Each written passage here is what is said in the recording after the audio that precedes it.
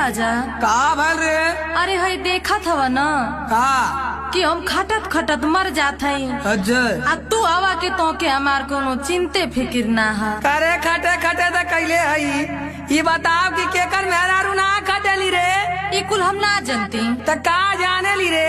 सुना सुनाओ। बानी सिहरले राजा गोड़ावा मोर दबादा हो हुकुम चलाई बुका भयला मोर दादा हो। अगर दबाई बना राजा बवाल हो जाई मरबो बगलवा से चपलवा लाल हो जाई। कहो तू दबाई बना तब बोला के दबाई हो।